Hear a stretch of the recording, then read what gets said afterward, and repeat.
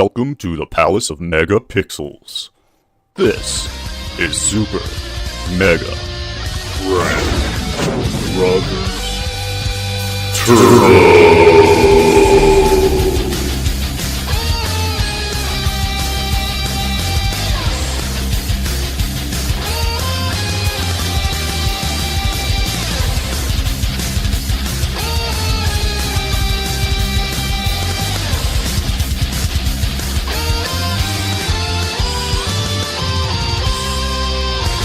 Everybody, and welcome to Super Mega Crash Brothers Turbo. I'm your host, Stephen White, and I'm actually on the road this week, so Todd is not with me, but I am not alone again. As I'm out on the road, this time I decided I wanted to bring someone else along since I happen to be out this way, and I didn't want to leave our Super Mega Crash siblings without their weekly fix, so I decided to bring along our special guest.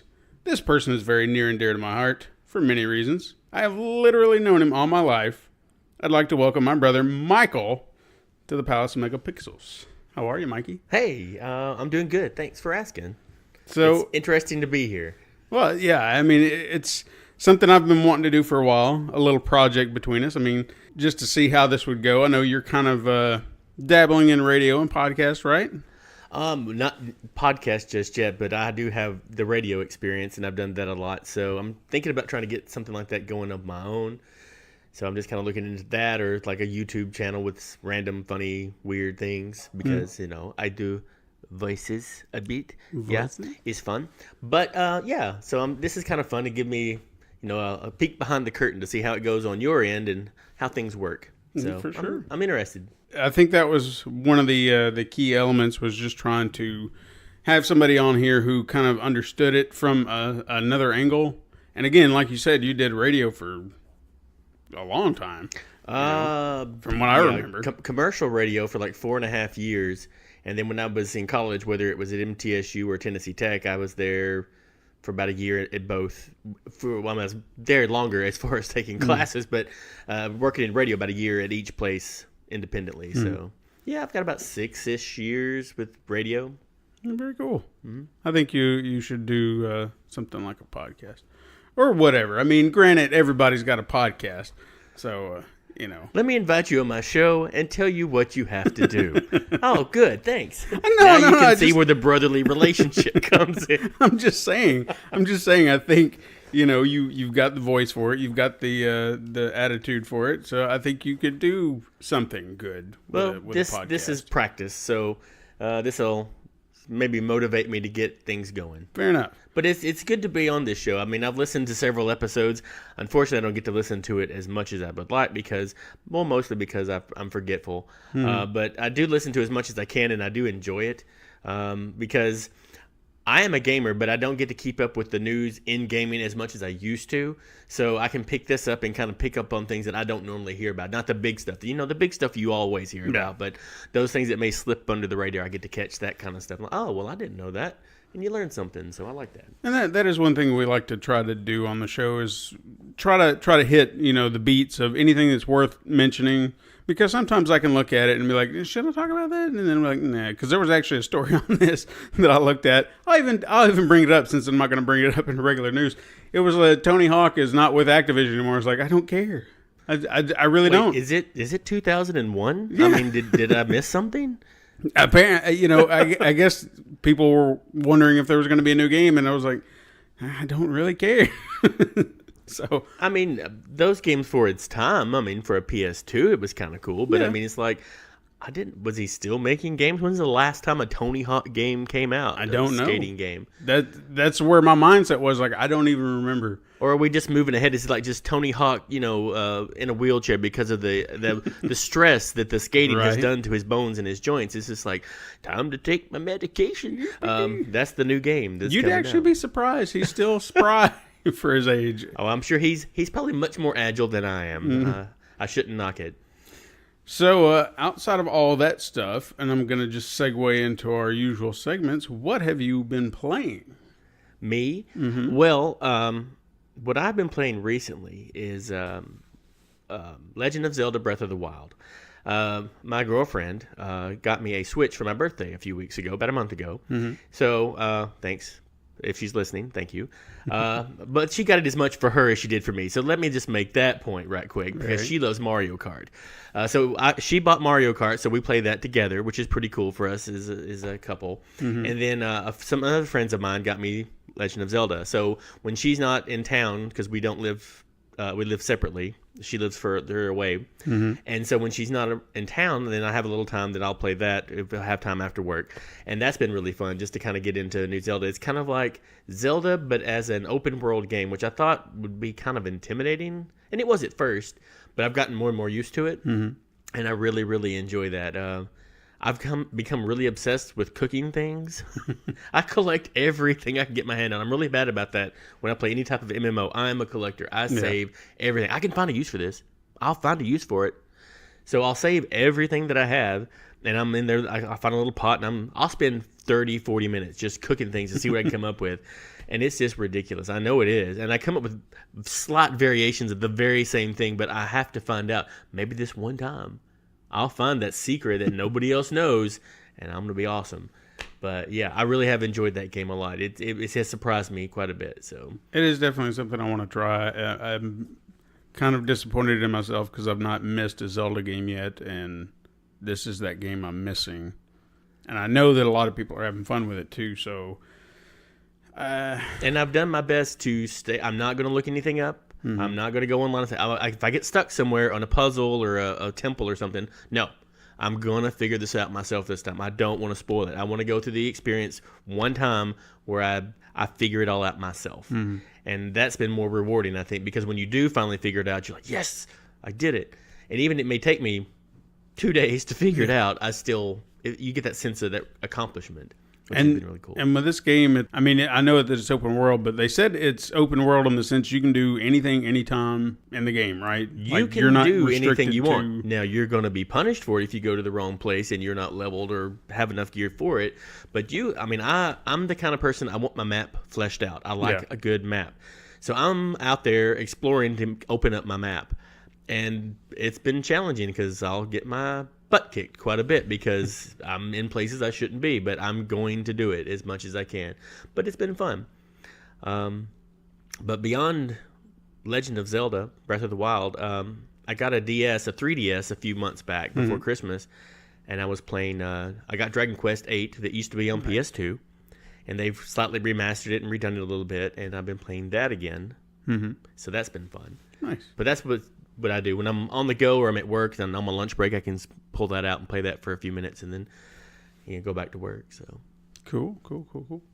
I have been playing Monster Hunter World still. I think I'm winding down from it because there's 2 more main elder dragons that need to be fought, and I just don't know. They're intense fights, and I don't know how much more I've got left in me for those fights because I fought one the other day, and I can't remember its name. It's like the Teostra. It's like a lava griffin. It was like sent me into the pits of hell in the bottom of a volcano, and I'm like, oh my God. And it was a very intense fight that I barely survived. And when I say barely survived, he ignited some sort of bomb in the air, and my health went from full to almost dead, like in a blink of an eye. Well, luckily, I got away from him. Wow. So I'm familiar with the concept of Monster Hunter games, but like, is this I know you hunt monsters, as the name would imply. Sure.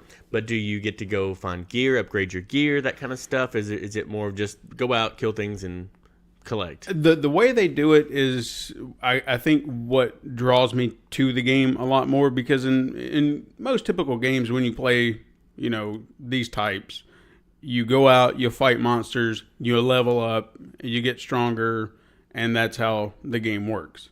Monster Hunter, you're a basic hunter, you've got your basic gear, but to essentially level up, you have to hunt monsters to collect the material from them. You collect material from everything around you in the world. Then you use that to craft better armor and better weapons, and then even better equipment like charms and decorations that can help boost your stats. So in a sense, it's kind of like Zelda in that way. I mean, because you don't really level up in the Legend of Zelda. You just collect better gear. You can get now as far as leveling up concerned, you have your HR rank, but that's essentially you've accomplished something in the game. Now you can get to do something harder. So it's like prestige. Yes. So the higher you go, the more challenging it's going to become. Gotcha. You know? Okay. But that's what I love about it, because you have to really lay out a strategy for how you're going to attack a monster. You know, you can't just say like, well, this is good. What I'm wearing, this is what I'm going to go in and fight. No, you have to figure out what their attacks are going to be, because some can just be basic, you know, slap you around. There's nothing to it. They're just, they you know, attack. Some have fire, some have electricity, some have water. And then you have to make sure that your armor can withstand that. Because if you have an armor set with like 0 fire tolerance or even below fire tolerance, if you get hit, you're done. I mean, it's going to set you on fire. But if you have something that's can tolerate it, or even way above stats, if they actually hit you with it, you're not going to be burned. So those are things to just take into consideration when you're doing that. And then even with your weapons, they all have kind of elemental and ailment damage that you can do.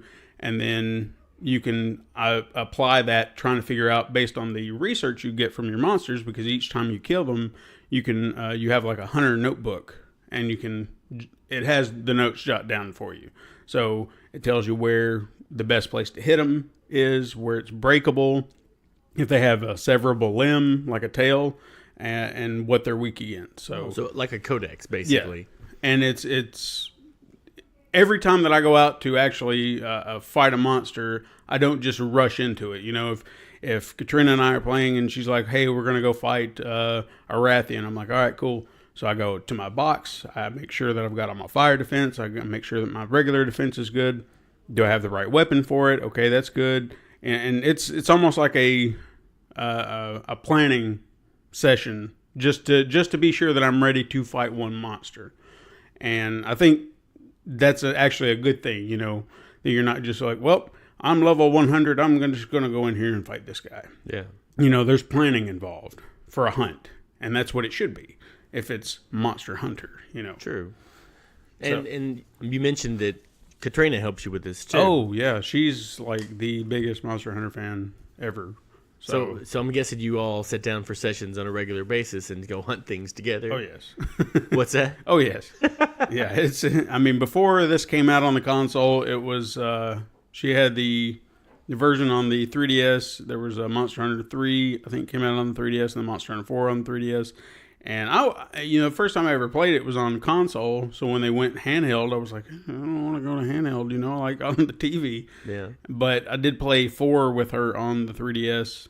And, you know, we could connect on there and hunt together. But this, you know, you actually get 2 consoles hooked up together and you just play online together.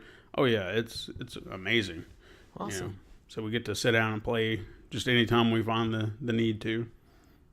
That's good. Yeah. I mean, that way you can play by yourself if you want, but you can, you know, get her to tag along for the tougher things. Mm-hmm. So, or she can get you to tag along for the tougher things, depending on what you're hunting. I mean, it's good to have a hunting partner just to get some of those more difficult, you know, things down. But on the to be fair, when you actually get a hunting partner, the difficulty does increase slightly. Oh, see, so it doesn't.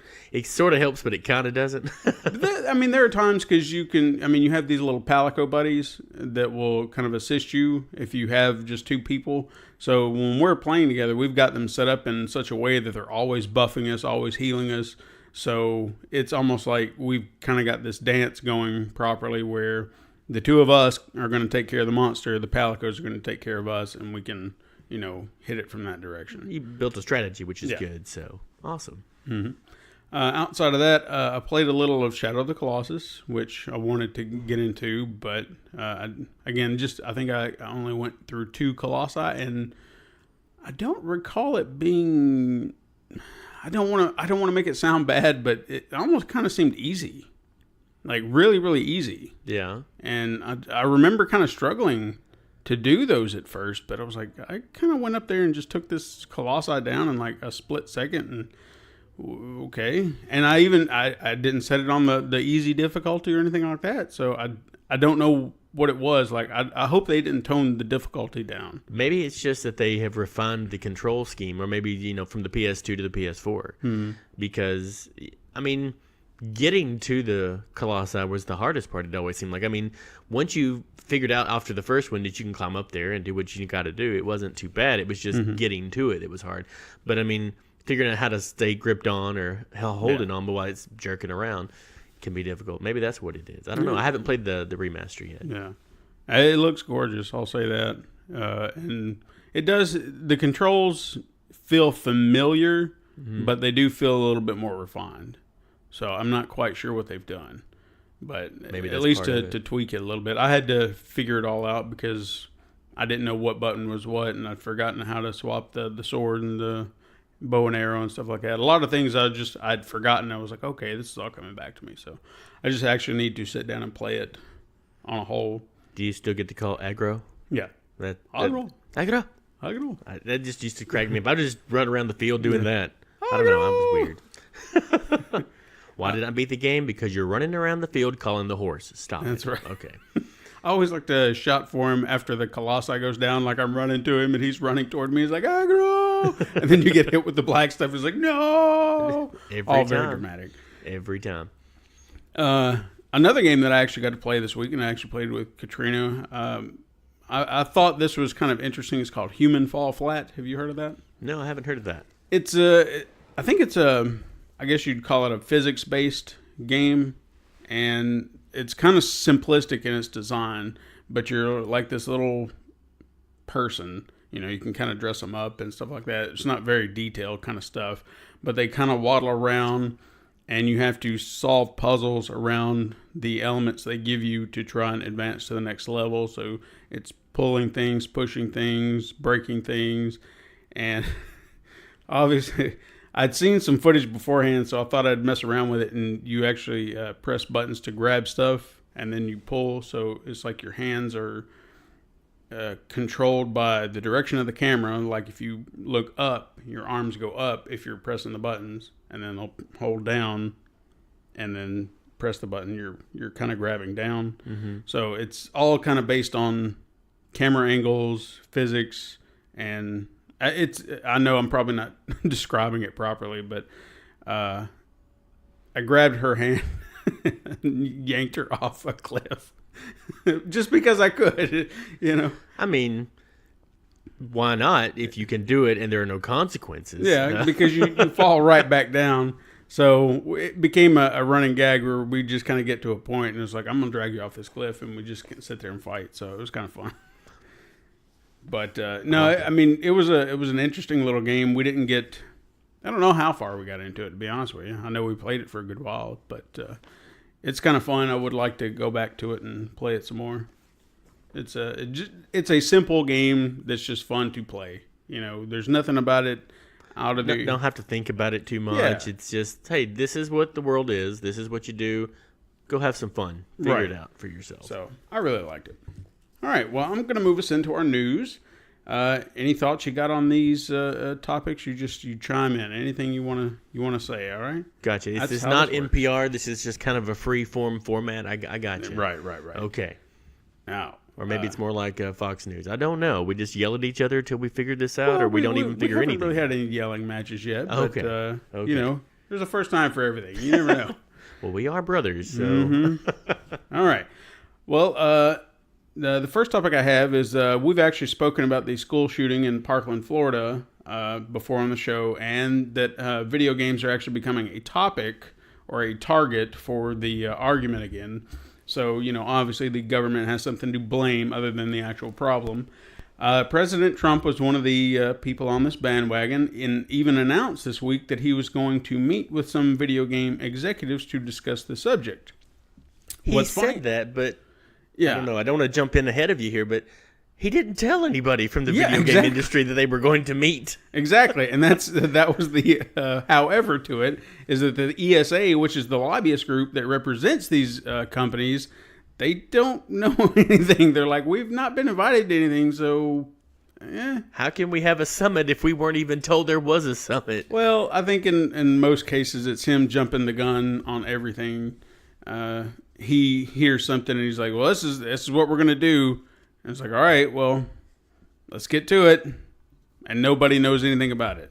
Like, it's just hey, let me talk about it and say I'm taking action, but he's not really taking action. So it sounds good. Oh, he's doing something nice, but when you scratch the surface and dig a little deeper, nothing's really happening. Yeah, it's just words. Now, that's unfortunate. What are your thoughts on where I've talked to everybody else about this before? What are your thoughts on this using video games as a target?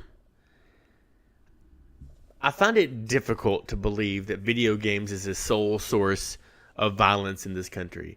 I think it's a lot of times it's used as a good outlet for people to get their aggression out and to help them channel some of that energy. Now, at the same time, I have been on the other side of it where I've had marathon gaming sessions that's gone on for multiple hours, back when I was playing Final Fantasy Online, and this has been years and years ago, we would be on there for 5, 8, 9 hours doing these marathon leveling sessions. And after a while, you do get irritated and you kind of get a little keyed up, so you have to be careful how that affects you. And you have to know that about yourself to know when to take breaks and to wind back down. But I don't think that video games in and of themselves cause violence. I think they can help us identify people who have violent tendencies. And if we are monitoring that, I say, you don't say just parents, but if your friends, you see your friend and they get really super excited about taking this gun and killing this guy, and it doesn't seem like it's normal how excited they get into this, that should be a red flag, and we should be aware of that kind of stuff. Just like if you saw somebody watching violent movies on TV and they get really keyed up and they want to go out in the yard and practice on the family dog or something. Again, that should be a red flag. But I don't think you can blame an entire industry or an entire group like video game industry for violence in schools. I just don't think you can do that. Yeah, I'm really hoping that this will kind of go away like it has in the past, because even when I think something we kind of mentioned before, where loot boxes are getting legislation, where they're trying to get that passed.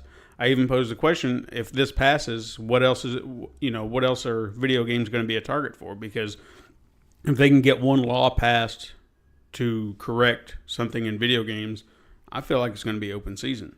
Right, and it takes away that act of the freedom and that video games can have, that sense of openness, and it opens it up to censorship, and that can be very dangerous. Yeah, I kind of feel like they've even when they monitor themselves, because they even know that such a rating like an adults only rating is almost poison to their game. So a lot of developers don't do that, and much in the same way that Hollywood knows that NC-17 is not going to be something for their movies, so they're like, well, let's not do that. Right. So they're aware of it, and they're even monitoring themselves with ESRB. So, but they still have that freedom. They know how far they can go. And these ratings are there, and I think some people believe that just having these ratings makes it better. Okay, so we have the ratings, so we know not to do it. But think about it. When we were kids, we weren't supposed to watch R-rated movies, but we did. I mean, it's not like it was like, and I don't say that our parents didn't keep us from it or try to shield us as much as they could, but you go to your friends' houses and they would do it or something like that. There's going to be access to this stuff. Then you get the argument, well, then maybe we shouldn't have this stuff at all. And then you get into that weird territory about, freedom in a society, which is and isn't allowed. I mean, we all have to show some sense of personal responsibility at some point. And whether you're a parent, you're a teacher, you're a friend, you're somebody just in the community, and you see these kind of things, speak up and say something. I mean, it doesn't mean you're accusing somebody, but, alert somebody to something that you saw if you think that that's causing violent behavior or somebody's acting out, so we can try to dig into what's going on. Because a lot of this, if you talk about this gentleman, what was his name? Cruz was his last name. I forget his first name off the top of my head now. From Parkland. Yeah. There were signs all around, and people just kind of dismissed it. He had a very troubled upbringing. His father wasn't involved in the picture. I think he left, and then his mother died of cancer when he was relatively young, and he didn't have anybody else in his life, really. And, he was struggling, but there was, people saw signs, but did he get any help? Did anybody offer to help or assist or be there for him? And so there's a lot of it that you can't just say, okay, well, it's video games. Really? I mean, there's a lot of this other stuff that's on the wall here that we need to look at. It's a bigger picture. Yeah, and there's conversations that need to be had. And when I say conversations, I don't mean someone just states a fact. I mean conversations like we're having. I think the world at large has forgotten how to do that. And I don't know, it's sad to me that we can't just have conversations about things. We've gotten to a point where we just want to be heard. It's not that we want to hear somebody else. No. Somebody listen to me. I've got something to say and it's important. And that's true, but we have to be willing to listen to one another and have a back and forth. That's how we learn, that's how we grow, that's how we change, and that's how we get better. And I think we have gotten, for whatever reason, we just have forgotten to listen to one another. Respect each other. I'd say listen to each other is probably the biggest thing. Yeah, for sure. All right, I'm going to move on to the next topic. If you haven't heard by now, people, TwitchCon 2018 has been announced. It's taking place in San Jose McHenry Convention Center on October 26th, running through the 28th. Tickets are not on sale just yet, but with location details in place, this gives people plenty of time to plan. There's any more information you need, despite how sparse it is at the moment, you can go to twitchcon.com. And while we're on the subject of Twitch, there was an issue that occurred on Tuesday where streamers and fans noticed a removal of subscriptions. Twitch was quick to turn it around and restore missing. That's the word I meant to say. I thought you were going for mission control. I didn't know what was going on. Restore missing subscriptions to fans and offer them a free sub-month of their choosing. Despite this, there were still reports of viewers and streamers missing subscriptions. Twitch is looking into this as we're still reporting this. At least they responded immediately to the problem and didn't sit on their hands like YouTube is known to do. And that's important. I mean, your response and how you deal with it, even if it's bad, own it. Own up to it and say, hey, this is what we know. This is what we're going to do about it. Come up with something. Have a plan. I mean, because if you don't respond to your fans, it shows a lack of respect. Yeah. I feel like that the company as a whole have been pretty good. From what I've seen, I've only been really involved with Twitch for the last year, and just how they come across to their base. It's like they're trying to take care of them the best way they know how. And it almost seems like they took a few jabs at YouTube this year because they've been dropping the ball like crazy. So I kind of, again, I don't want them to be like, we're going to take all of YouTube's people, but they're trying to make sure or ensure that their people are taken care of. So, if you've got a YouTube channel or you've got a Twitch channel, I think they're almost trying to be like, why don't you just stay over here? I mean, I understand what you're doing over here, but you come do this over here too. So, I know when I was reading about that article that about the TwitchCon and everything, that there was something had come up in a similar article about it. About the people at Twitch trying to institute some sort of like a dress code while recording. Not like, it was kind of vague at first, like we need to make sure that we are wearing appropriate attire when we record. And it was kind of vague and people kind of came up about it. And then they clarified like, whatever you're recording, it should be appropriate to what you were recording for. So if I am doing something about skiing, I should have proper skiing attire on to like represent that. Or if I'm doing something about swimming, I'd be comfortable wearing a bathing suit or whatever to do that as well. So they were just trying to cut down on probably sexually suggestive, inappropriate content, especially probably for live streaming for gamers, I think. So that, because there was some bashing of some people, the way they were dressing, women mostly, when it came to their streams. And I'm like, why can't people just leave other people alone? And but I do understand that it is a streaming service and you want to make sure that it is appropriate for all ages. But you do need to have some sense of self-expression, I think, too. And I think they responded that they realized that their statement at first was kind of unclear, and they came back fairly quickly and clarified it pretty good. So that was good. Again, goes back to Twitch, owning it, understanding that we weren't clear about it, and hey, this is what we really meant. Sure. So they didn't let it sit and marinate too long. No, and I do know that there are some additional steps that some streamers can take. I know you can say that you're a mature stream and stuff like that, but I don't know if I don't think there's a deterrent for younger kids to even get in there. It's almost like, hey, this is an adult only, 18 and up type chat, type stream, so just be aware. I guess so if people got offended and you're like, oh, I can't believe you're talking like that. But I feel like if you create an account and you set your age, I don't know, it should be locked in.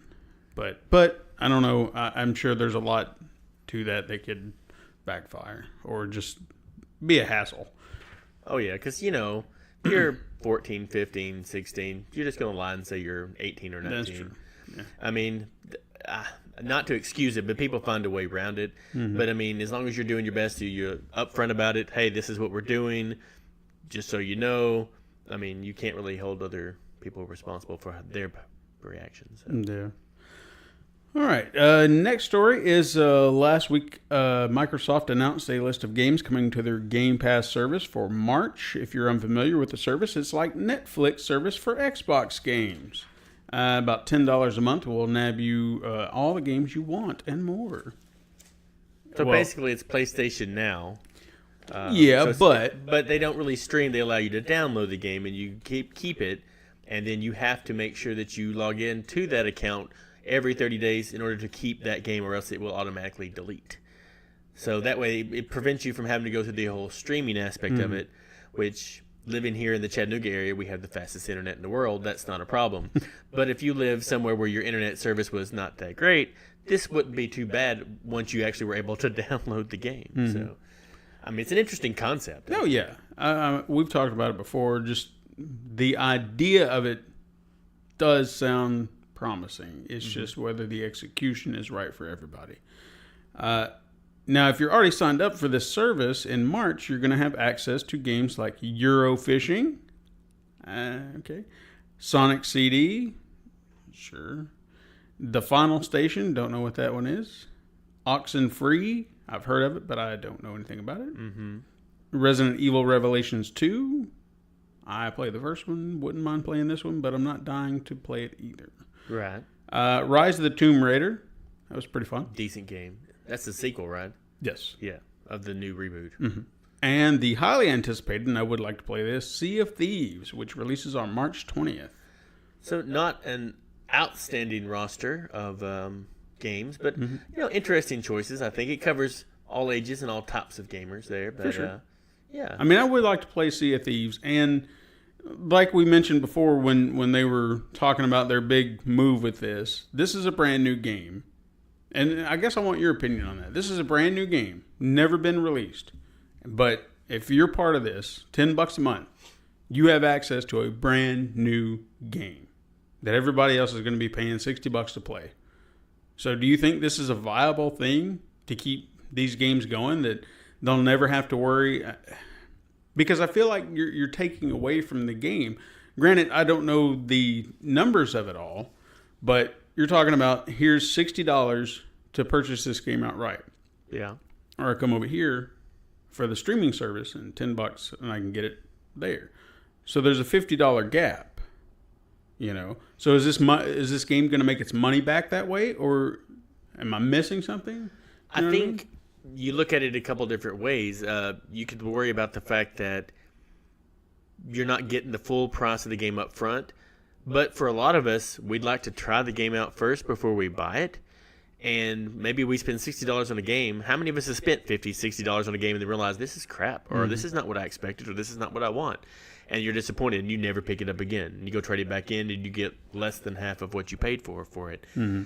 But in this case, you can have a lot of people come to the game, pay $10, and I'm sure Rare will get a piece of whatever that is, and they can try it, decide if they like it, and then they can decide to purchase it. And that's what the service, the Xbox Pass, will let you. They can actually purchase the game to keep versus having to stream it and log in every so often to keep it on their system. Sure. And it saves all their save data. So even if they take the game down, they can come back at that point and pick the game back up if they buy it later. Mm-hmm. So I think it's a good thing, especially, your AAA titles, you're not going to see in this, I don't think. Not until they're well past their initial releases. But games like this, the Sea of Thieves, which I looked into, has an interesting concept, but would I pay $60 to try it out? I'm not sure. Mm-hmm. not that it doesn't look cool. It's just I don't know if I'm ready to invest that in something that I don't really know that much about. Right. $10 though, yeah, I'll try it out and see if I like it, and then maybe I'll spend that money to go ahead and purchase the game. Fair enough. Good argument. I like that. Yeah. It's a good way to look at it. All right, next story is we learned last week that Discord had been cracking down on verified servers on their platform that were promoting hate speech and violence. Numerous servers, such as the alt-right server, Iron March, and the Nordic Resistance Movement, were taken down for violating terms of service and community guidelines. Discord issued a statement saying we unequivocally condemn white supremacy, neo-Nazism, and other groups' term ideology that is based on this belief. They are not welcome on Discord. Despite this massive purge seen recently, Discord is treating each case very carefully to ensure there is adequate proof to substantiate all claims before removal. Good. As long as there's pushback, people continue to fight, maybe this crap will end. I didn't even know this thing actually was... I shouldn't be surprised. About what? That there were these type of servers. But I didn't know they were there. It's not like Discord is something you can just wade through and be like, oh, I wonder what's over here. You have to be invited to the server. Right. So, but again, it does not surprise me that there were crap like that on there. I'd be afraid to know what other things are probably out there that not necessarily with Discord, but with other groups that have their little corners of the world. So. So they're just finding other ways to seep in and taint other things. So, and I think it's important that we fight this kind of hate speech. Mm-hmm. But part of me is like, it gets into that weird area of like, if we start limiting this group and we all can agree, yeah, we don't like this group, how far do people take it as far as limiting your speech? I don't think Discord is going to be taking it to any kind of an extreme or anything like that, but it does get into that weird area of like, where does the freedom of speech come into play? Yeah, like I say, I don't agree with it. I think it's terrible that people get on here and talk like this and espouse these kinds of beliefs, but yeah, it gets kind of tricky. But yeah, I agree that they need to limit this kind of stuff and keep that kind of hate speech from spreading. If we disperse these groups, it makes it harder for people to organize. But I mean, in all fairness, I mean, I get what you're saying, but if they have terms of service that kind of, that they can fall under those guidelines that they're violating, they have every right. So there is no free speech there. Oh, absolutely not. I mean, they know what they're getting into. They signed up for that. They should be aware of that kind of thing. So. Right. All right. Next story is that Neil Druckmann from Naughty Dog sat down for an interview during the DICE Summit 2 weeks ago, and he spoke about 2 previously announced films that Naughty Dog had been working on. The first, which has actually gained the most traction, is the upcoming Uncharted film, which will be starring Tom Holland, whom everybody probably knows now as Spider-Man. The film will be directed by Sean Levy, who directed the Night at the Museum films and The Pink Panther, among other things. I think he was actually executive producer on Stranger Things. Yep. The second film will be based around The Last of Us. Actually has Sam Raimi, who's best known for the Evil Dead franchise and the original Spider-Man trilogy, attached to produce. When speaking about both projects, Druckmann mentioned that the process behind getting these films moving and getting them off the ground was a little tricky, but one specific statement he said, or he made, actually stuck with me and explains why it seems to be taking longer than you would expect. He mentions how Hollywood seems to be knocking on their door now more than ever, and the prospect of seeing their characters on screen is a delightful thought. I mean, there are tons of my own little creations I'd love to see on the big screen. Sure. So I get it. However, as time has passed, he realizes he doesn't want to see a story on screen adapted from the stories they've already told, because they've kind of already told the best version of it. Because of that mindset, Uncharted is focusing on the early years of Nathan Drake, almost like an origin story in the vein of Indiana Jones, which sounds like it should be right. And that was pretty interesting, I thought. And when I was reading an article about that, I read a couple. It was actually, I think, Tom Holland's idea that they do that. He's the one that brought that to their attention. They're like, that's something we didn't think of. Mm-hmm. So, yeah, I think that's pretty cool. It's always, I mean, the games have always had that Indiana Jones vibe. Like, I felt like if they ever did Uncharted as a movie, it needs to be an Indiana Jones movie, but a more modern Indiana Jones movie. You know what I mean? Yeah. Like, just tap into whatever that kind of sense of humor, that kind of vibe, and then like you take it from there. It's more to a modern sense. Yeah, exactly.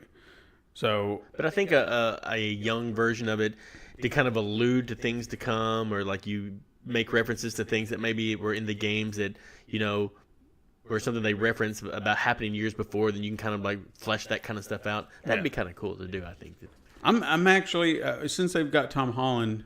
Are you familiar with Uncharted? Like the series? I mean, I've not played it myself, but I've watched people play the game. Okay. I'm familiar with the game. Who could play Sully? That's actually I've been racking my brain on that. He had an idea for that in the article that I read. Oh crap! I wish I had it with me. But and I thought who he had was really good. I'll have to pull that article back up. But I don't know. Right out of my head. I can't. I should have. There's somebody out there. I know there's somebody out there, but it's like my brain can't find them. Because he's just got a certain charisma about him. Yeah. Where he's smooth, he's suave, but he's also kind of a hard ass on Nathan. I don't know. I'm gonna have to think on that one because I'll be honest with you, I was a little apprehensive about Tom Holland. I don't have any problems with him, but he wasn't my Nathan Drake choice. I was like, but I'm open to the idea. I was about to say, who else in young Hollywood right now would you choose? I don't know. You're going for that younger origin type story. If going for an origin story, that's where I was kind of a little bit more lenient on it because I think at one time somebody suggested, what's his name? Jensen Ackles from Supernatural. I think that he'd be more current Nathan Drake. Yeah, and when I thought about it, I was like, yeah, if you're doing regular Nathan Drake, he's got the attitude, he's got that smart ass attitude to him, so it would work. Yeah, but no, if you're doing young, maybe he could play Sully. Yeah, there you go. Very true. Now another film project that we mentioned was The Last of Us. Druckmann said that he actually worked on the adaptation to that. But he actually put the brakes on it in hopes of developing a more original story within the one he created because in his head, he said, I don't want to tell that story again. And I'll be honest with you, when they mentioned it, that was my initial assumption. I was like, all right, well, you've got to get this actor and you got to get this actor and you're going to tell the story just like that. But I get what he's saying here. You really have. You've told that best version of that story. I don't know how you could tell that story any better. There's no reason to. You've done it. The game was basically a movie in a sense. You just got to interact with it. Yeah. And there's no sense in telling that very same story again because no matter what you do, it's not going to live up to it. If people have an emotional attachment to that game, mm-hmm. It's not going to be it. You're going to have to do something different. What is going to be the hard part? You can't do an origin, really, because that's going to be not really, I don't want to say a virus, but pre the event. And you can't really do, you can do, I guess you could do that time before he met Ellie when he was with, at the beginning mm-hmm. of the game where he's trafficking and because it was a good, 20 years? Yeah, it was a 20-year gap. Yeah, so you've got plenty of So there's that, but is that going to be really interesting enough to find out more about? If they apply it right, I could see. The formation of the Fireflies and stuff like that could be interesting. It could be interesting. It's tough to try to find how that's going to work. And then, if you do kind of make it take place in there, then you're assume you follow Joel, but then you are going to have to omit Ellie because she's not going to be of age. True. Barely. And there can be no interaction between those two characters because they didn't meet. Unless you can find a way to be in that world, but come at it from the perspective of somebody else, mm-hmm. and that you're just kind of interacting maybe with these people, but it's you. Like this is a character maybe that's already in the world that we don't really know much about, or maybe a new character that they have that can kind of like be in that world, but come at it from a different perspective. Mm-hmm. I don't know. That again, it's a tough. That one I think it'd be better just to let that one go. I just don't see. I think they're just playing with fire with trying that. I agree with you. It's understanding that mindset now. It's just like let it go.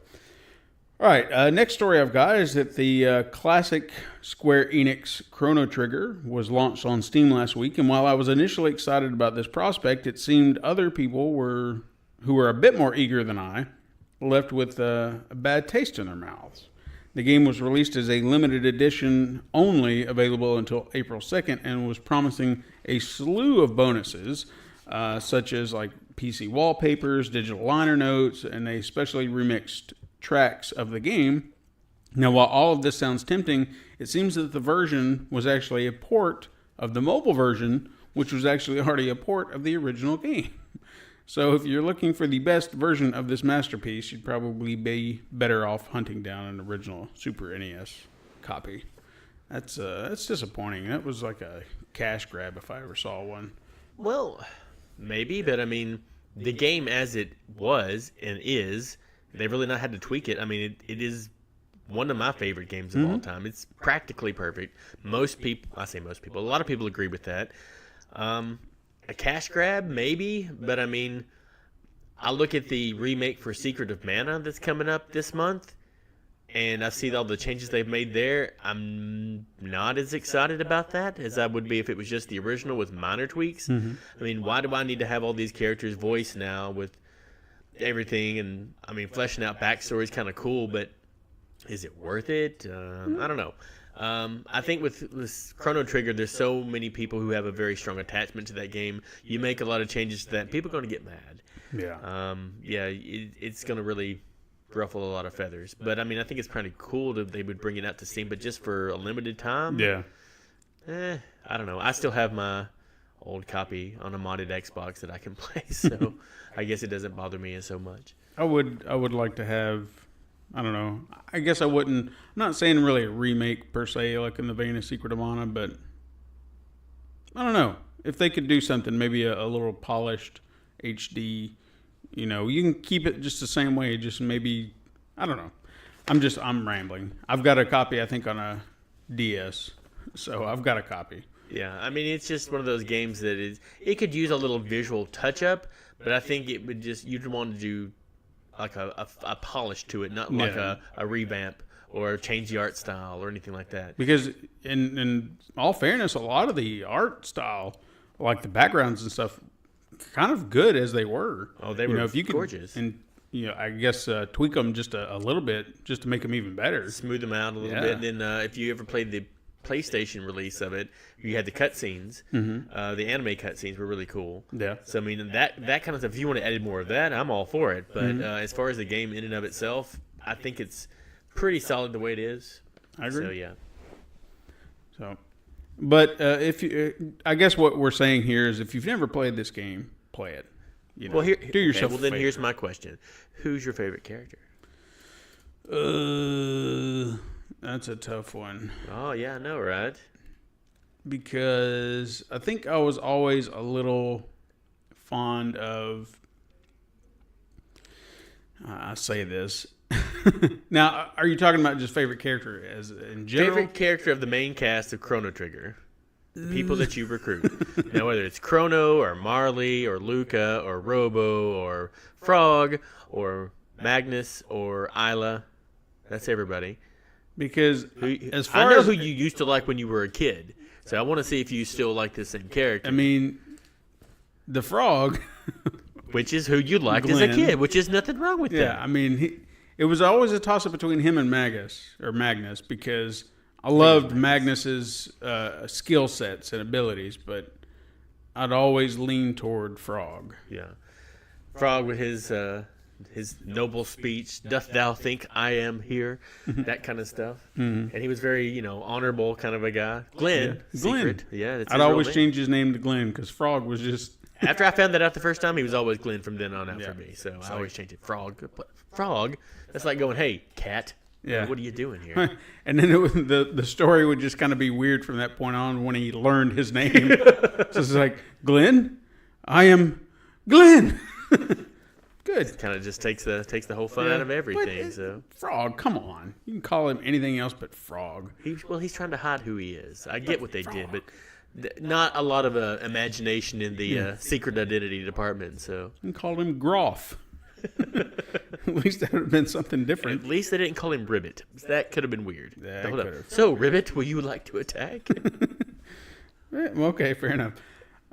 Next story I've got is I'm a fan of Suda 51. I don't know if you're familiar with Suda 51. Suda51. That's his moniker No. in the gaming world. Not familiar with that that pseudonym. Well, I've said many times on the show that I kind of love his work. I'm a huge fan of No More Heroes.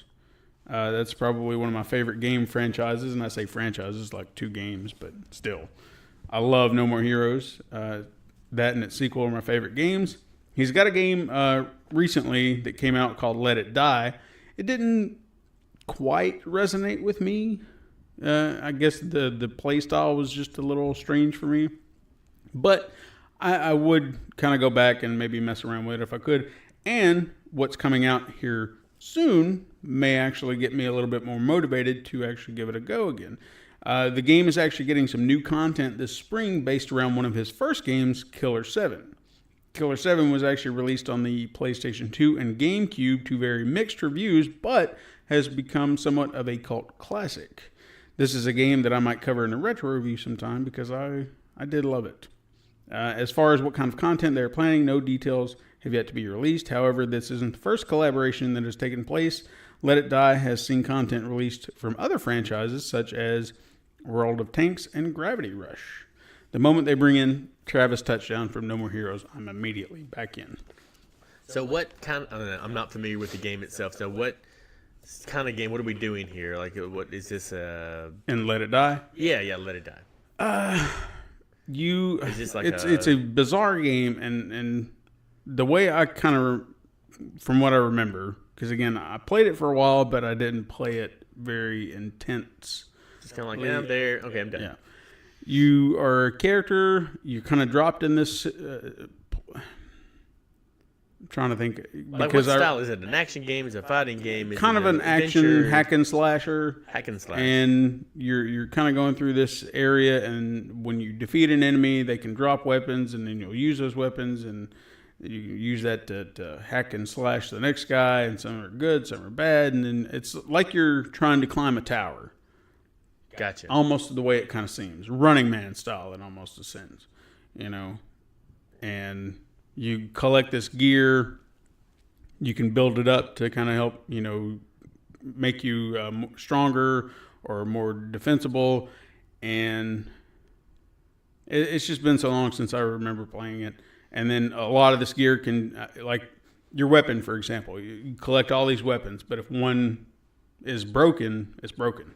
So you're done with it. Gotcha. So it's just constantly collecting stuff to try and make it through. Yeah. Even your armor. Keep enough gear to go to survive. Yeah. Okay. And it's like an online, I don't want to say, well, I guess it technically is like an online only because it was free. Mm-hmm. So you could download it, start playing it, do whatever, but I'm sure there are paywall stuff that can earn you other things. Mm-hmm. So, I mean, just the way it kind of came off, and even some of the controls, I think, were a little bit of a turnoff. So why I couldn't get into it. Because you get like 3 or 4 levels in, and it was just come close to dying. I was like, man, I got to go back to the beginning and start this over because, I don't know. It was just... The progression curve was a little steep at times. Yeah. Okay. So, and maybe if I had a little bit more focus and intent to play... Maybe I could get into it more, but it was a little hard for me to get into. And it was disappointing because, again, I like a lot of his work, but that one was just not doing it for me. Not everybody's up for grinding these days, like in the old days of games where you grind away at levels and, to build up. So maybe that's part of it, or maybe it's just, finding that unique thing that you're looking for to keep going up the path. So, but I mean, in all fairness, I guess I've got a lot of movies and stuff like that, like movie directors and writers that, or even stars that I love some of their movies, but not all. So I guess he's bound to have a miss somewhere for me. Everybody has a miss. I mean, even Tom Hanks has The Burbs. So I mean, that is true. That's a classic. Yeah, I'm just messing with. All right, if you're gonna give him a taint, give him Bosom Buddies. That was TV, but okay. I mean, okay, Bachelor Party. Yeah. Okay. We'll figure it out later. We'll figure it out. All right. The next things I have are just little tidbits I wanted to touch on. First is Detroit Become Human now has an official release date, May 25th, 2018. Kind of want to play that. When does Detroit Become Human? have you heard of? Are you familiar with? I'm trying to think of the damn names of the game. Heavy Rain and I've heard of Heavy Rain. Yeah, what's the other one? Seen that played. I was wanting to play Heavy Rain, never got to. Beyond Two Souls. Yes, Beyond Two Souls. Okay, this is from the same guy, same company, David Okay. Cage and Quantic Dream. It's another game in those veins, except this one is takes place in the future. And I think you were playing more than. I'm going to assume you're playing more than one because I've seen multiple characters. But you're kind of playing androids in this new future. And I think the story is trying to really expand on the morals of who we are. Like, because they put you into these situations. Like, one of the more controversial things that have already popped up before the game even has come out is they showed the situation where there's a nanny taking care of a little girl, and apparently her father is a drunk and an abusive. Now, again, you're an android, you know, and you're taking control of her, and apparently the father takes the girl off to her bedroom, and you hear an argument. So you're left with this conundrum: do you intervene? Do you do anything? Do you not? And it's not just simple as A and B. It's 4 different choices of nuance to really make you think, what should I do? Mm-hmm. You know, do I go in and be aggressive and violent? Do I try to calm him down? What do I do? So I like that they're taking this approach where, because I think I was talking to somebody about that the other day. Nuance is great when it comes to choices, because not everything is black and white. You know, you're going to have that moment where you're like, I don't really know, you know, and if you're just left with A and B, you kind of feel like you're compromising something, you know. But if you have a little bit more nuance in your choices, you can be like, well, that kind of feels like me more than that does. And I don't know. I kind of like what he's doing here. And I can kind of see that. I know that with like you say, with having choices, nuance with choices. Mass Effect was really good with that. I think I think all the games were pretty good with that. First 3 games. And then Dragon Age Origins, I really think did it well. You had multiple aspects of nuance depending on how you want to do it. Like with Mass Effect, you get about 3 kind of like, you know, really good, really bad, neutral. And it was just kind of like, okay, well, that's pretty standard. But as they have really progressed and gone on with things like that, I think Dragon Age Origins was a good one that really helped flesh out different shades of nuance, like you talk about. Yeah. So those kind of games are cool to like give you some chance to really think on, how would I react to this? How do I see the world? How would I behave? Is this the right choice? Is it not? What I think might work well when you actually execute it doesn't turn out the way you want, because you never know how people will react. Yeah. I always like that kind of stuff. It's interesting. I think even seeing stats sometimes, like when you're doing the Telltale games, whether it be Walking Dead or something like that, just to see that how the rest of the world reacted. Because I think there was a time or two where I was on the lower end of choices, and I thought that was kind of interesting, you know? Yeah. Where it was like, huh. And so nobody else or very few did this. I know in one game of theirs I played, I think it was the Guardians of the Galaxy one, I actually achieved something that nobody else had done at that time. I don't remember what it was, but I think it was the way my team was at the time. Like, it was scattered and broken, and nobody else had done that. And I was like, damn, that was awesome. Amen. So, the next tidbit I have is Kingdom Hearts 3 director stated in an interview that there will still be numerous surprises in store for the game that fans had not seen, despite what we'd seen so far. He even said that one of the worlds, this is insane, is equivalent to one of the previous games.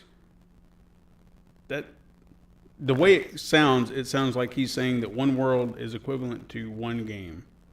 That doesn't sound right at all. Like the entirety of the world is as big as like Kingdom Hearts 2. Is that what he's trying to say? Well, see, even in that respect, I was like, okay, he could be saying any other game. It could be or one is of he the just saying games. that one of the worlds is very similar to one of the other worlds in one of the other games? Well, it could be lost in translation. Okay. But the way it made it sound was like, so this one world is like the entirety of Kingdom Hearts. I'm like, Well, nuts. Nomura's had like a decade and a half to work on this. He's probably going to spend another decade and a half working on it. So I'll believe it when it is released. For sure. I don't know. I love Kingdom Hearts. Those games are really fun. The first one was good, except the camera was a little wonky. But that second game was really, really solid. And I don't know, to have taken this long to get to a third game and to get through this plot, it's gotten more and more convoluted. But I would like to think that by the third one, we can get a solid wrap-up of this Sora trilogy here. So, Yeah, if you're taking this long, you might as well just wrap it up here. yeah, well, I think there's been some issues with Square, there's been some issues with Disney about what to include, what not. A lot of fingers in the pot, and he's a perfectionist, which is good in some ways, but as we see here, it takes a long time to get anything accomplished. Next tidbit is Colorware announced that a custom set of controllers for the Nintendo Switch that will feature the color scheme of the original NES is coming. Featuring the unmistakable red, gray, and black tones, the basic handheld controller will run you a solid $189, while the Joy-Cons will take about $200. They do look pretty sweet, though. I don't know if you've got to see pictures of those. They're decked out in the colors of the old Nintendo style, buttons and all. Yeah. It's like I said, it looks great, but I don't know about the the money. great. Yeah, I mean, yes, it's nice to have that feeling. But it's custom, so I mean that's where the money's going. But is it worth it? yeah, I don't know. I think my nostalgia has a limit. And, Yeah. I think maybe that might be it. So, no, but it's pretty cool, though. I think that's a neat thing, but I don't know if I would do it. No, I probably wouldn't either. Just a few weeks ago, we gushed about the original Teenage Mutant Ninja Turtles arcade game, but it has now been reported that a new Teenage Mutant Ninja Turtle arcade game is in the work from Raw Thrills, whoever they are. The game looks to be a throwback to the two classic arcade beat-em-ups with an updated look based around the Nickelodeon Teenage Mutant Ninja Turtles that recently wrapped. Fingers crossed that it will be fun and we can find it and pop a few quarters in, because I don't really know of that many arcades around here. The only arcades I ever see anymore, if you want to call them that, would be in a movie theater. Movie theaters, sometimes at a Walmart or something like that, you'll see a little I don't see them arcade. at Walmart anymore. Around here, I've seen them. A couple of places, not a lot. Yeah. So I don't know. It would be nice to just play it. I'm sure if it gets popular enough, it'll be ported. That's true. Well, and that's true. I mean, here in the Chattanooga area, we do have like a barcade. They not have there, so that's pretty cool. Nice. But I mean, yeah, I mean, it would be able to put it in a console. And of course, I always forget about Dave and Buster's. I know that that's kind of like an adult arcade, so I guess it could be there possibly. Oh yeah. So I don't know. We'll see if we come across it. We'll try it. The last little tidbit I have is that a YouTuber called Family Jules. He's actually our theme song that we have, Okay. beginning and end. He's the one who performs our intro and outro music. He posted a video on his channel where he and 70 other performers paid tribute to the music legacy of Super Mario Brothers. From Super Mario Brothers to Super Mario Odyssey, it's about a 20-minute masterpiece intercut with performances and game footage, and I highly recommend checking that out. I'm going to post a link in our notes to check out his channel. It's if you like a little metal with your music, with your game music, he does a phenomenal job, and it's not just, hardcore Mario, bro. It's just fascinating to see people take this music that we all grew up with and probably all love and just put a spin on it that's just unique and still catchy. So I'll have to show that to you later, because I don't feel like they ever take away what made that music great. Like if it had kind of I'm trying to think of a good way to, like Super Mario Sunshine kind of had that Hawaiian Tropical feel. Yeah. So they bring in the instruments to replicate that, the flutes to replicate that. If there were, chorus in the background, they'd bring in the vocals for that. So just this tribute, the way it was, it's just, I don't know, it's phenomenal. So they build upon the themes and the styles from the songs, Yes. and then it's just But pushing with them a little bit. Yeah, that's just always everybody really doing their cool. own thing. Yeah. All right. I'm going to move on to our weird news. You like our weird news segments where we just find the weirder stuff? I don't know. It sounds kind of weird to me. So. Yeah. Well, this is this first one. I didn't know where else to put it. It was just kind of weird for me, but it was like, all right, well, whatever. Did you know that Nintendo worked alongside Hudson Soft to develop some of their games, like Donkey Kong? I didn't realize they did that for Donkey Kong. I didn't realize they did it for Donkey Kong. I could see it for maybe other things, but Donkey Kong? Huh. That's interesting. Mm-hmm. Well, did you also not know that there was going to be a fourth Donkey Kong game for the NES, but it was never released? In the standard style, huh? Well, I know there were the 3, but I didn't know there was going to be a 4th. Yeah.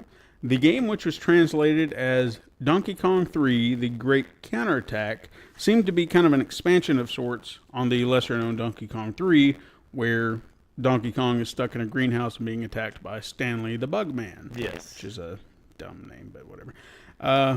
The game seemed to have similar aesthetics, but Donkey Kong seemed to be hovering over a highway holding on to balloons.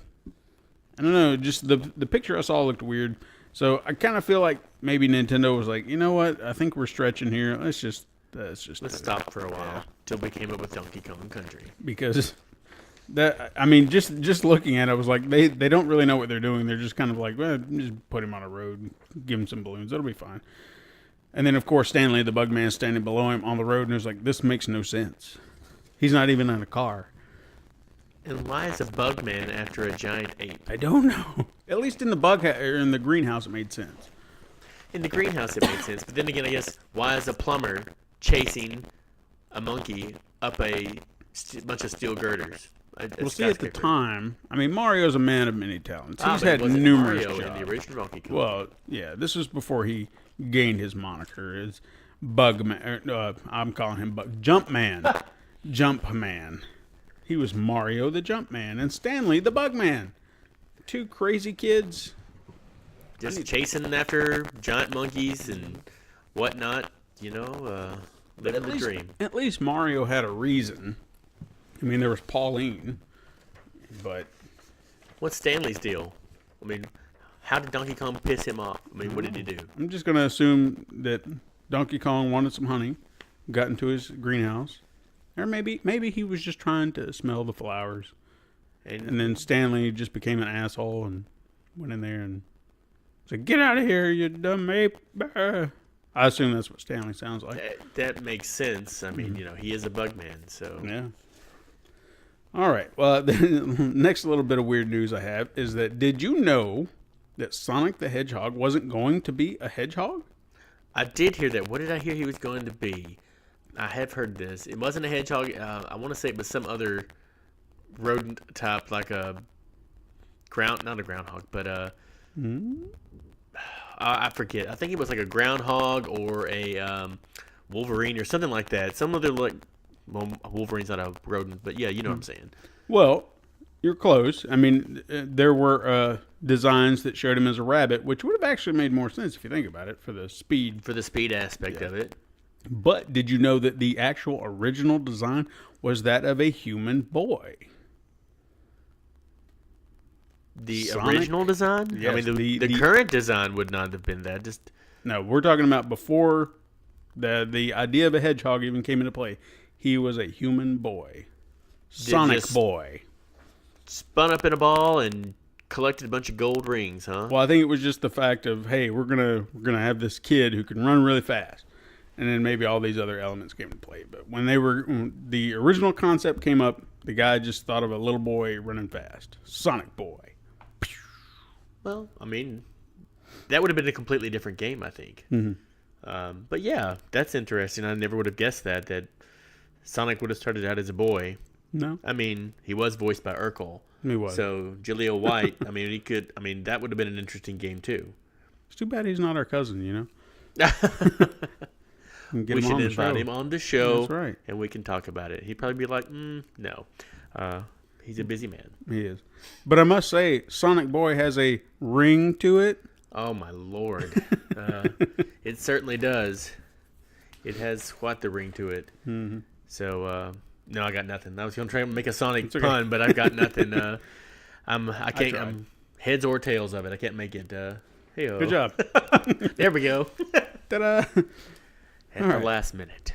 Well, that was all the weird news I have. I'm going to move on to our release dates of this next week. Do recall that all release dates are subject to change, and if I miss something on this list, I can't help it. I'm trying to get all the information I can as best I can. I look everywhere. But this seems to be a slow week this week. March 6th, we have the release of Final Fantasy 15 for the PC, Scribblenauts Showdown for PS4, Xbox One, and Nintendo Switch, and TT Isle of Man Ride on the Edge. That's a mouthful of a title. For PS4, Xbox One, and PC. And we also have the PS Plus March 2018 free games.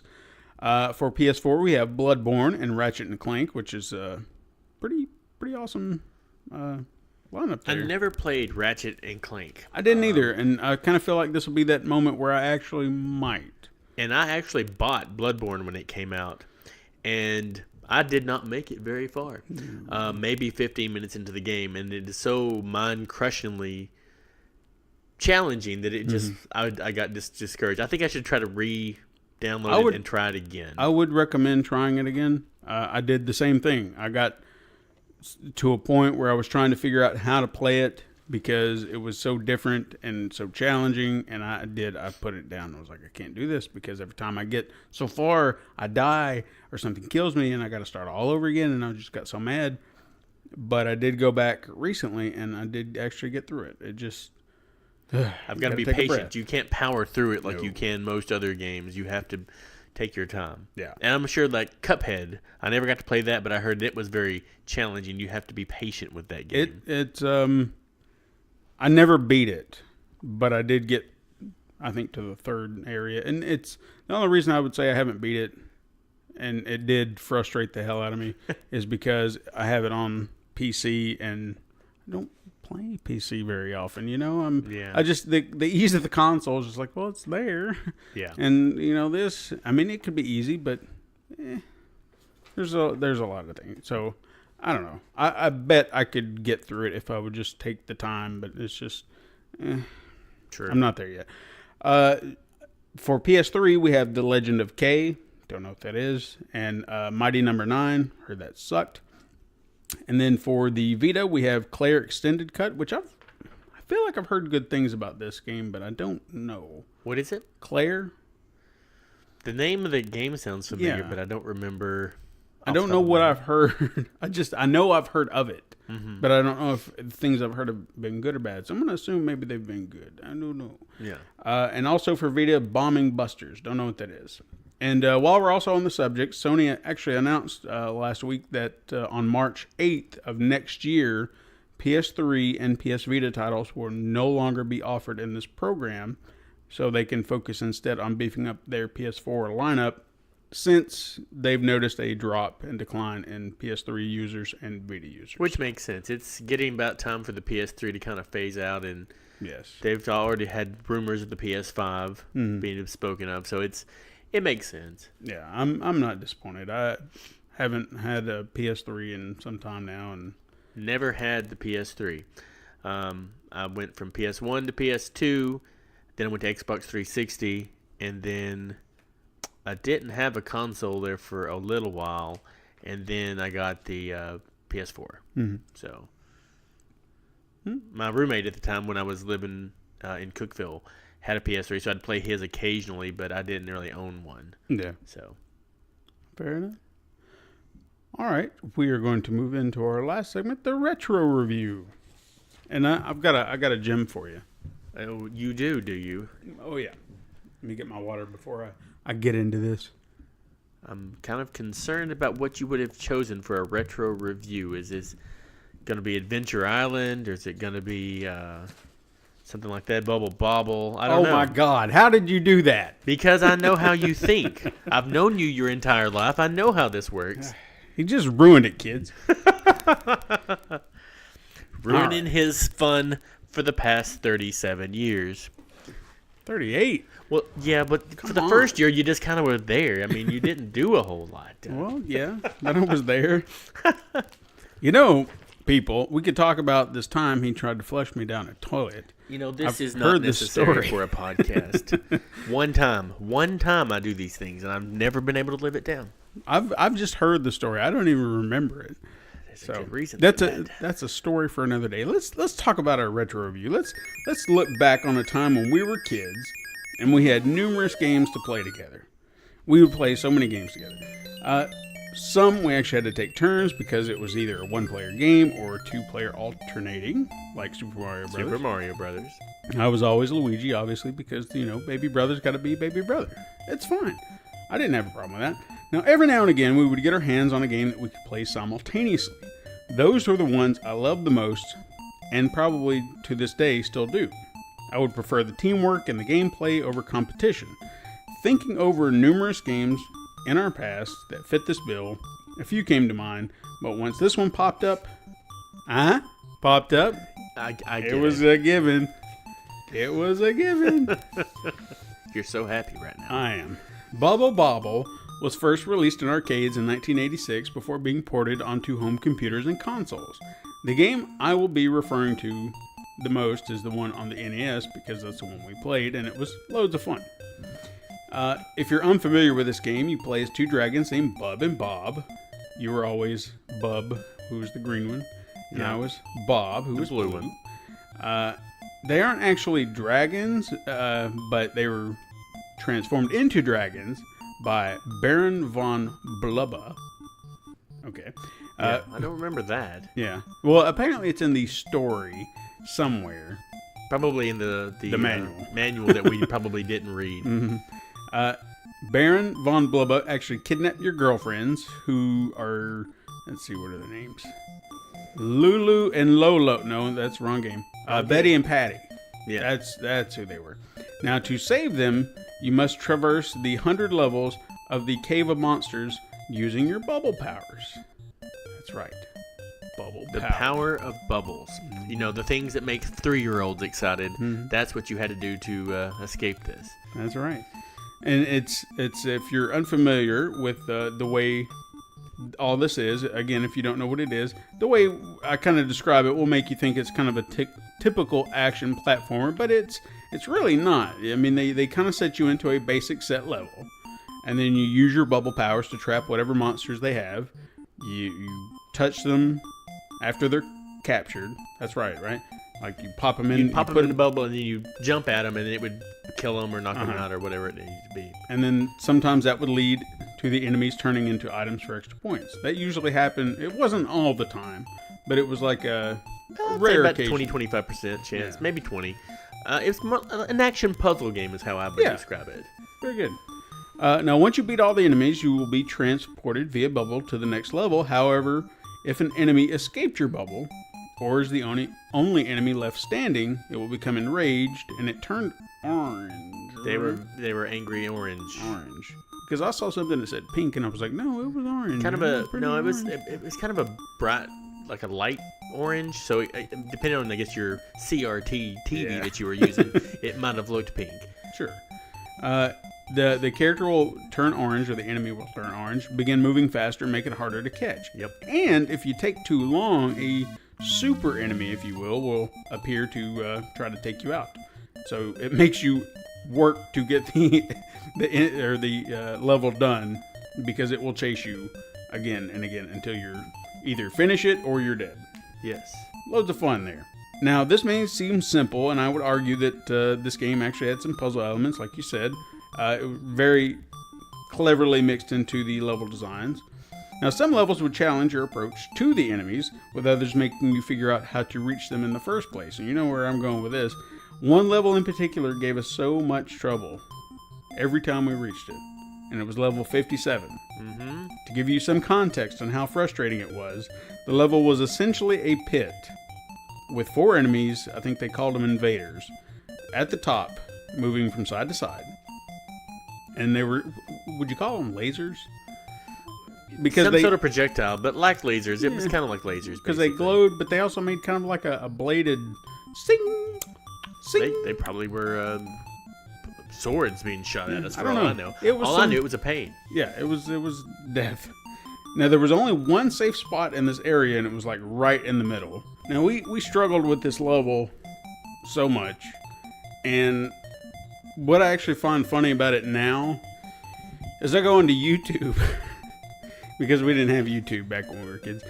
I go into YouTube and I watch this chump get through this level in like 30 seconds, doing the one thing that I'm like, why didn't we ever think about this? Maybe we did. And I don't know why we never got through this level, why it was always such a pain.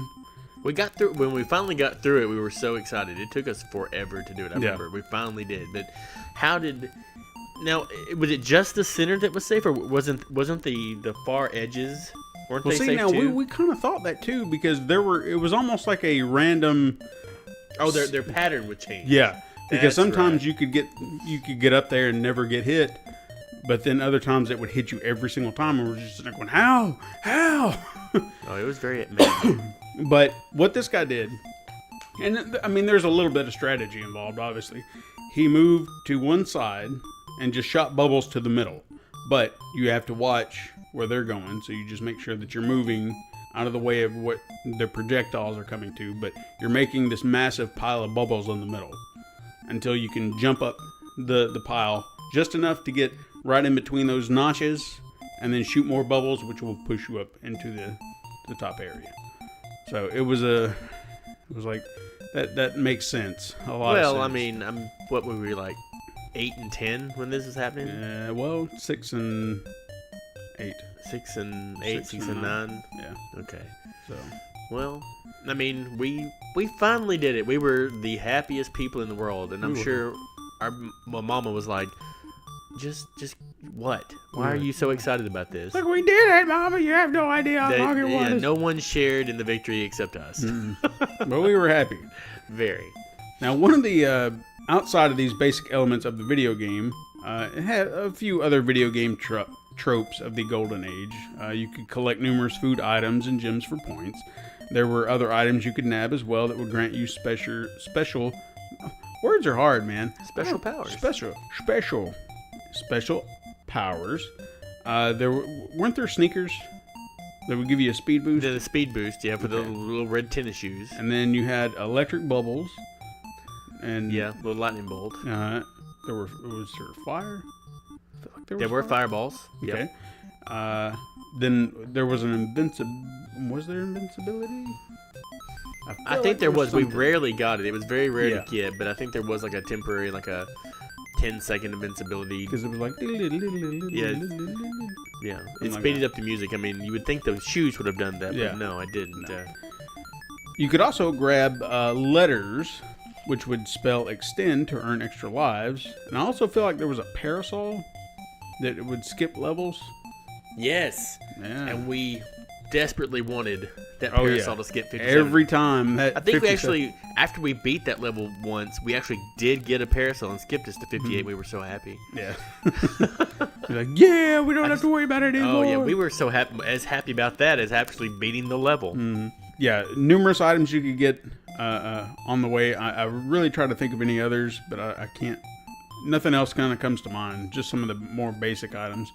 Once you actually progress to level 100, you get to the game's only boss fight, where you must use lightning bubbles to take down Super Drunk, who's actually an enlarged version of one of the other enemies in the game.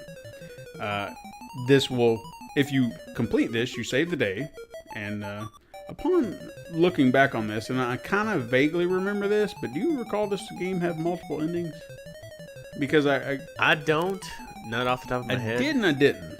It was like I just kind of remember us with the girls, and then like it was just like a happy ending kind of thing. That's what I remember. Now I didn't know there were multiple endings to this. Well, what I found out is, and this is the part of it that I was like vaguely familiar.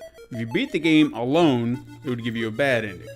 It was just you, and then the girls disappear, and then that's it. So it'll tell you to come back and bring a friend. But we were always playing together, so that was never an option. So 2 players, you get the happy end, not happy ending, happy end, where the brothers return to their human form and they're reunited with their girlfriends. Yet another ending can be seen if you can defeat the game a second time with 2 players in super mode, which is essentially a harder, faster version of the game. And I don't recall ever tackling that. I think we were just so satisfied to beat it the first time around. We were kind of like, "Yep, that's good." Now, if you manage to succeed, you will learn that the character Super Drunk is in fact your mama and your papa, who are apparently forced to fight you under the control of, one would assume, Baron von Blubba. That would make sense. Now, keep in mind, this is a lot of speculation, because none of this is really explained. It was just like you see two people and it says mama on one shirt and papa on the other, and you're like, cool. Well, the limitations of the NES. Yeah. Now, this game received a ton of ports, which I did not realize, but it has been ported to everything, from the Commodore 64 to mobile phones. So it's been around. And it had a few sequels. I don't think we ever played any of the sequels. There was actually... I remember hearing about the second one, but I don't think we played it. Well, what I did find, and I don't know if there's any kind of relation to them, or... I remember one that was supposed to be Bobble 2, but they called it Rainbow Islands. But I don't think we ever played that one. I remember seeing it, but I never played it. And I don't remember why. Maybe it came out as we moved on to the Super Nintendo. Probably Something by like that that. point, yeah. But then I also remember that there was an actual Bobble 2, not Rainbow Island. Yeah. But I, again, never played it, so I don't know. But if you've never seen this game, if it doesn't sound familiar to you, I'd almost guarantee you know these characters or you've seen them because they've been in other games. There's another game called Puzzle Bobble, or I think it's better known over here as Bust a Move. It's a puzzle game where I think it's kind of the match 4 kind of puzzle game. I've played it before. I don't remember too much about it. It's a very common type match 4 game. Yeah. But you'll see the two little dragons with little anime faces and whatnot, and I think they've even shown up in mangas and stuff like that. So they've been around. If you see them, you'll know them. They're a little green and blue dragon, and they're being drawn a lot cuter today than they were back then. You can see them. People have them emblazoned on things at Comic-Cons and things of that nature. So there's no doubt you've seen these two, Bub and Bob, or what do they say? There was I was watching the ending of the game on YouTube, and you know how sometimes they'll misspell stuff, and it's always fun. I think it was Bobble and Babble. I don't know. It wasn't Bub and Bob. It was like Bub and Bab or something like that. I don't know. It was bizarre. Yeah. I was like, all right, cool. Anyway, all of your bases belong to us. That kind of stuff. Yeah. But it's actually been some time since I actually remember playing this. I don't remember the last time I've ever played this game. But anyway, playing with this game, I think we would have as much fun playing it today as we did back then. I feel like this game is a classic in every sense of the word. It's solid gameplay. Catchy tune you've probably been hearing this entire time. It's just been cycling over and over because it's now an earworm. There's not very much music in this game outside of this one little tune. It's the only song in it, really. I think maybe there's an opening thing, but there is the but ding, like, ding, ding, ding. But beyond that, it's this song. Yeah, I can hear it now, over and over. Just when you say the word Bubble Bobble, it plays in my head. That's the only tune. If you have a chance to play this game, grab a friend, enjoy your time together. Maybe you'll have some great memories to look back on, because I sure do. It was fun. I mean, challenging, frustrating. You wanted to pitch the controller at the TV, kind of frustrating. But it was still fun, and it was something that we could do together. Because a lot of times when you're playing games, there weren't a lot of two-player options sometimes to play together jointly at the same time. So you would get impatient. Hurry up, finish your level. I want to play. But this is one of those opportunities it gave us to actually play together and to work together. So we had to get along and make it work, or we weren't going to get very far. And even, like I say, with that level 57, where we were continuously just butting heads and just not making it work, we kept at it, and we kept at it, and we finally beat it. So it was just, you remember those things, they stick with you. Oh, yeah. Like I was talking about Bloodborne earlier. I mean, it's going to be one of those things you just plug away at it, you keep on, and the reward is just the satisfaction of doing it because it took so long. So. Yeah. It was a toss-up between this and I think River City Ransom was one of the other ones. That was another co-op we played a lot together too. So, But no, this one, I don't know. It just seemed right. So that's why I went this one. well, I like it. All right, well, that's our show. I'd like to thank all of our listeners for being here every week. If you've reached this point, you are incredibly awesome and the reason we do this. If you're feeling generous, you can chuck in a buck over at patreon.com/Pencil and Paper Productions. And you can also leave us feedback anywhere you get your podcasts. Also, a big shout out to our patrons who make this show and others we do possible. Thank you again for listening. I have been Stephen White. Mikey, thank you so much for joining us. Oh, no problem. Thanks for having me. I've had fun. So Glad. I hope your listeners enjoyed it as well. But it was fun. Definitely come back again sometime. But anyway, people, join us again next time, you Super Mega Crash siblings. But until then, game on!